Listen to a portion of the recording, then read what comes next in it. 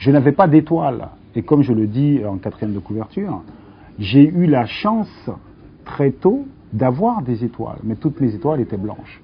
Donc j'ai dû me construire une culture, une éducation pour avoir des étoiles noires. Et je crois que c'est ça qui est important. C'est-à-dire que nous, parents, nous devons essayer de faire en sorte que les enfants aient des étoiles de toute couleur et de tout sexe, pour pouvoir grandir le mieux possible, pour avoir l'estime de soi. Je crois que chez un enfant, le plus important, c'est développer l'estime, son estime. Donc, en fait, par ce livre, j'espère justement que, en rencontrant des personnages, ça va pouvoir changer les préjugés, changer les mentalités. Le jour que dans les classes d'école, au mur, il y aura des étoiles de toute couleur et de tout sexe, eh ben, les préjugés tomberont. Écoutez, tout d'abord, il faut remettre cette réflexion sur l'identité nationale dans son contexte. C'est-à-dire que nous sommes en train de traverser une période de crise.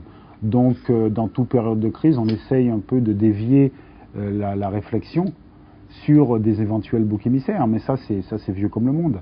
Donc aujourd'hui, on essaie de dire, voilà, ce serait peut-être la population musulmane, ce seront les immigrés, voilà, et ça fait partie de la réflexion. Mais ce qui est intéressant quand même, c'est que autant ce discours réveille le racisme latent de la société, mais c'est-à-dire que toute société a du racisme latent, parce que c'est le fruit de notre histoire, mais en même temps, on voit bien qu'il y a des gens de l'autre côté qui s'érigent contre cette réflexion sur l'identité nationale en disant, mais voilà, moi je suis comme ça, je suis français, puis ce débat ne nous intéresse pas.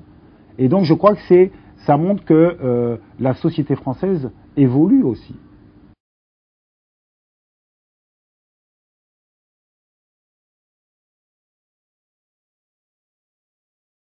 Aujourd'hui, c'est pas le même contexte.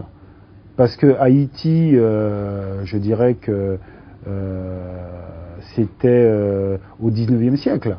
Si vous n'avez pas une réflexion sur la couleur, parce que je crois qu'il faut se dégager des couleurs. Ça fait combien de temps que les Antilles sont français? Exactement. Donc les Antillais sont français.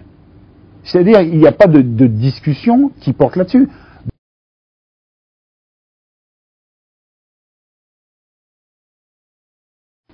Si vous participez au changement.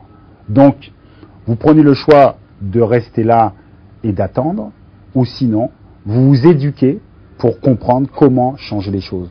Ou sinon, vous restez dans une victimisation et vous n'avancez pas. Parce que les gens qui sont victimes n'avancent pas. Et parfois, les gens qui sont victimes se complaisent dans la victimisation parce que s'ils ne réussissent pas, il y a toujours le choix de dire « on ne m'a pas donné l'occasion ». Je crois qu'il faut éduquer nos enfants à ne pas être victimes, à s'instruire, à s'éduquer, à lire et à comprendre le monde dans lequel on vit et faire changer les choses de façon intelligente.